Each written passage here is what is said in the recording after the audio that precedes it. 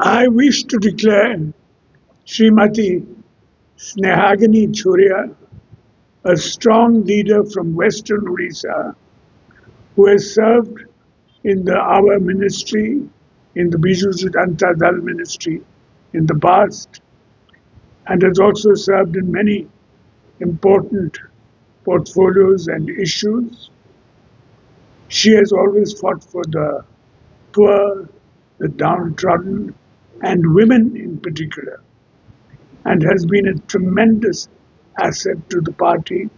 Therefore, we have concluded in our party that she will be the candidate from the Biju Janata Dal for the ensuing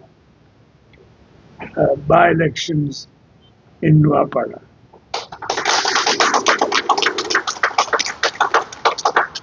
I congratulate her with all my heart for the past many good works that she has done for the people of our state, particularly the poor people and the women. And we will all be there to support her. And of course, I will be visiting Nuapada. I thank you again for coming here tonight, and my special congratulations to Snehagini ji. All my best wishes to all of you, particularly to Snehagini ji, and of course to the Biju Janata Dal, which has always worked hard to serve the people of our state. Thank you very much. District President.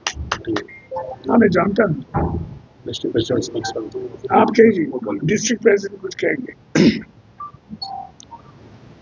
Nuapada उपनिर्वाचन को लेकर आमर दलर सर्वमान्य नेता राज्य सभापति पूर्वतन मुख्यमंत्री मान्यवर नवीन पट्टनायक जहाँ प्रार्थित्व घोषणा कले आम विजु जनता दल नुआपड़ा जिला तरफ सादर आम स्वागत जनाऊँ आम समस्ते मिसिक विजु जनता दल तृणमूल स्तर कर्मी ठार आरंभ कर पंचायत सभापति ब्लॉक स्तर कर्मकर्ता जिला स्तर समस्ते मिसिक आमर माननीय स्नेहांगिनी छुरिया महोदय को जहाँ प्रार्थित्व करिसेंती आम निश्चित भाव में विजयी कर बृहत व्यवधान रे आम विजयी करेबू।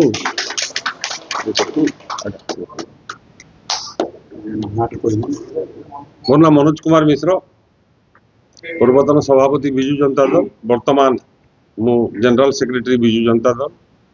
आज आमर पूर्वतन मुख्यमंत्री तथा आमर सर्वमान्य नेता आमर सभापति जहाँ घोषणा कर स्नेहांगिनी मैडम तांकु कंग्राचुलेसन से आम कन्स्टिट्युएंसी रे बाय इलेक्शन रे ठिया हेबे। आमे आमर प्राणपणे चेष्टा करी तांकु निश्चित भाव में बहु भोट रे आमे विजय लाभ करेंगे। कंग्राचुलेसन स्नेहांगिनी।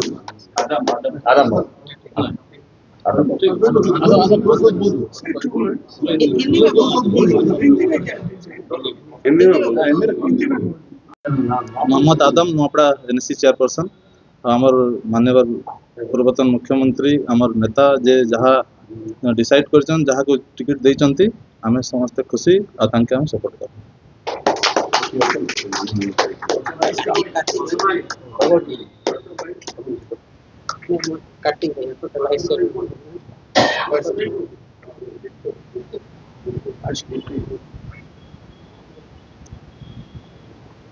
आज आम ओडिशार पूर्वतन मुख्यमंत्री तांको आमे नुआपड़ा जिला तरफ अभिनंदन जनाऊँ। आज आमर दल उपनिर्वाचन पाई आमर विजु जनता दल सभापति जे कि आज राज्य महिला सभापति को स्नेहांगिनी छुरिया मैडम को आमर दलीय प्रार्थी करिसेंती। तेणु आमे नुआपड़ावासी निश्चित रूपे आमर प्रिय पूर्वतन मुख्यमंत्री को आमे अशेष अशेष धन्यवाद देकरी आमे तांको कृतज्ञता जणाई करी स्नेहांगिनी मैडम को संपूर्ण भाव विजय करी सारंकर विजु जनता दलर बाना उड़ी की आमे प्रभु जगन्नाथ पाखरे आमे प्रार्थना करूछु। आउ सबुदिन पाई ए विजु जनता दल एमती थिबो आकु मध्य आमे सारंक अनुगामी ही की जोटा कि आमर नवीन पट्टनायक आम पाई आशीर्वाद करिसेंती एतकी कहीकि मो समस्त को नमस्कार।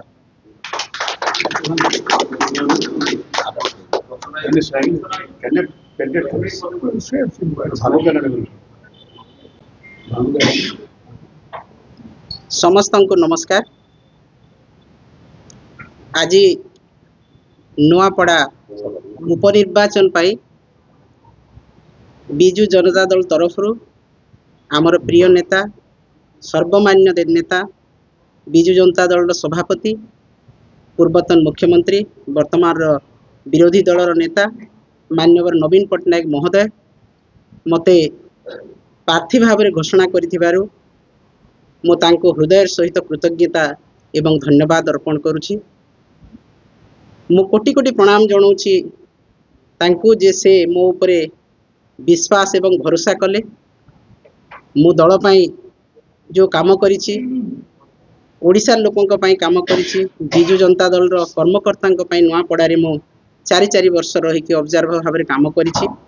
तेणु से दृष्टि मो उपरे भरोसा करके प्रार्थित्व आज घोषणा करिसंती मो कृतज्ञता जनाऊँची एवं नुआपड़ा निर्वाचन मंडली रो समस्त नेतृमंडली आज उपस्थित अछंती एवं समस्त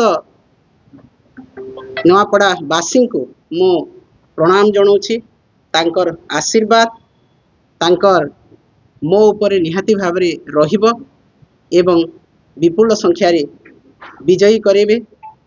मो आज संकल्प नौछि आज दिनठू मो नुआपड़ा निर्वाचन मंडली रो परिवार रो सदस्य से माने समस्ते मोर परिवार रो सदस्य नुआपड़ा वासींकर सुख दुख अभाव असुविधा समय रे प्रत्येक समय रे मो जीवन रो शेष निश्वास पर्यंत रहिबी तांकर सेवा करिबी। कारण मते मो नेता आज से निर्वाचन मंडली को समर्पी देइछंती मो तांकर सेवा करिबी जीवन रो शेष निश्वास पर्यंत एवं समस्त नुआपड़ा वासी को मो प्रणाम जनाऊँची तांकर आशीर्वाद भिक्षा करुछि एवं बिजु जनता दल रो समस्त कर्मकर्ता कठिन परिश्रम रे निश्चित भाव में बिजु जनता दल विजय हेबो। आज नुआपड़ा रे गोटे विचारधारा नीति आदर्श धर्म एवं न्याय युद्ध हेबो। एई निर्वाचन रे धर्म संस्थापन हेबो न्याय संस्थापन हेबो एवं जो माने नीति आदर्श बाहरे अधर्मर निर्वाचन लड़िवा को चाहूछंती नुआपड़ा बासी निश्चित भाव में तांको उचित जवाब देबे एवं ठिकना समय रे जवाब देबे एहा ही आमे आशा विश्वास रखुछु। तेणु समस्त को मु पुणी थरे कृतज्ञता अर्पण करुछि। मोर नेता प्रिय नेता नवीन पट्टनायक महोदय को हृदय सहित कृतज्ञता जनाऊँची जे आज दल पाई मते गोटे गुरु दायित्व देइछंती प्रार्थित्व करिसंती एवं निश्चित भाव में मु से दायित्व निर्वाह करने सहित दल प्रार्थी भाव में लोकंकर आस्था भाजन हेबी एवं दल को निश्चित भाव में विजय करने चेष्टा करी। Congratulations.